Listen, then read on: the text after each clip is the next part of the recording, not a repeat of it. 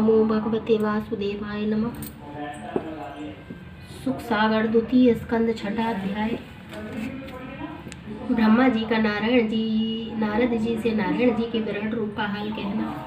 सुखदेव जी बोले, हे राजन, ब्रह्मा जी ने नारद से कहा कि नारायण जी के विराट रूप का हाल इस तरह है कि ऊपर के सातों लोग कमर के ऊपर, नीचे के सातों लोग कमर से नीचे। उसका तनु समझना चाहिए। अग्नि, मुख, वक्ष, शरीर के रोम, दशो दिशाएं, कान, समुद्र, पेट, सूर्य, आँख, पहाड़, तनु की हड्डियाँ, नदियाँ, शरीर की नस, हवा, श्वास, इंद्रादिक देवता, भुजाएं, अश्विनी कुमार, नाक, सब सुगंध, नाक का छेद, आकाश, आँखों का गोलक, दिन रात, पलक भांजना, जल, पैर,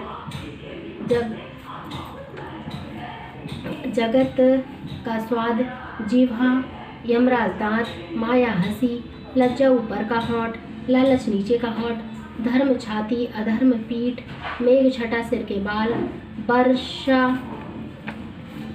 का पानी, वीर, उनके विराट रूप में समझना चाहिए। इसके सिवा और सब जगत के व्यवहार इसी रूप में वर्तमान है। इसलिए तपस्वी व ऋषीश्वरों लोग नारायण जी का प्रकाश सब जगह एक सा समझकर किसी को दुख नहीं देते। हरा वृक्ष काटने से अवश्य समझना चाहिए कि परमेश्वर को दुख पहुँचेगा। संसार में हानि, लाभ, यश, अपयश, दुख, सुख परमेश्वर की इच्छा से होता है। जो कुछ श्राद्धादिक में पितरों के नाम और यज्ञादिक में देवताओं के नाम पर संसारी जीव देते हैं, वह उसी परमेश्वर को पहुँचता है। जड़ और चैतन्य सब जीवों के उत्पन्न, पालन व नाश करने वाले वही अविनाशी पुरुष हैं। उन पर कोई दूसरा मालिक नहीं है। हे नारद, जब मुझे परमेश्वर के रचने की आज्ञा मिली तब मैंने नारायण जी की दया व कृपा से दक्ष प्रजापति को उत्पन्न किया। उससे बहुत मनुष्य हुए। उन्हीं नारायण जी के चरणों का ध्यान अपने हृदय में रखने से मुझे संसार रचने की सामर्थ्य है। वही परमेश्वर आदि, मध्य व अंत में सदा एक तरह रहता है, घटने और बढ़ने, मुकराने होने से रहित है। कोई संसारी मनुष्य उनके रूप से बाहर नहीं है और बुद्धि इतनी सामर्थ्य नहीं रखती जो उनकी स्थिति कर सके। नारायण जी ने अपनी इच्छा से लीला करके अपने संसारी जीवों को भवसागर पार उतारने के वास्ते मृत्यु लोक में 24 अवतार धारण किए हैं। मनुष्य को चाहिए कि सदा उन अवतारों की लीला की चर्चा करे और परमेश्वर के ध्यान में तथा उनके नाम का स्मरण करने में लीन रहे।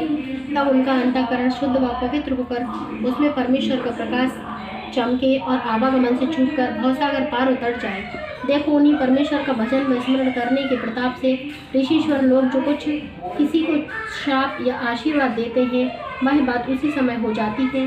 ऋषीश्वर व महात्मा लोग मुझसे वेदाधिक सीख कर संसार में प्रकट करते हैं।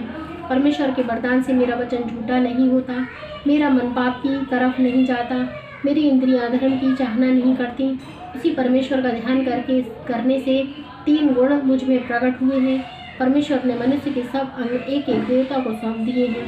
सो सब देवताओं का एक एक रूप अपने लोक में रहता है और उनका प्रकाश सूर्य के समान जिस तरह पानी भरे बर्तनों में पड़ता है, उसी तरह सब जीवों के तनु में समझना चाहिए। तीसरा, उनका प्रकाश देव मंदिरों में मूर्ति का रहता है। सूर्य का प्रकाश व चंद्रमा की किरणें पड़ने से चांदी व सोना व तांबा आदि की खानी जगत में प्रकट होती है। जो पाप व अधर्म मनुष्य से होते हैं, उनके प्रायश्चित धर्मशास्त्र में लिखे हैं। यह सब हाल कहकर ब्रह्मा जी ने श्रीमद् भागवत के जो 4 मूल श्लोक नारायण जी के मुखार बिंद से सुने थे, वह चारों श्लोक नारद जी से कहकर बोले, हे नारद, वह परब्रह्मा परमेश्वर निरंकार रूप किसी के देखने में नहीं आते। उनको कोई हाथ से पकड़ नहीं सकता। किसी में ऐसी सामर्थ्य नहीं है जो उनके सब अवतारों का हाल वर्णन कर सके, क्योंकि सब जीवों में उन्हीं की ज्योति का प्रकाश है। मैं परब्रह्मा परमेश्वर के 24 अवतारों का हाल जो सगुण रूप संसार में धारण किए हैं, अपनी बुद्धि प्रमाण करता हूँ। इति श्री दूसरा स्कंद छठा अध्याय समाप्त।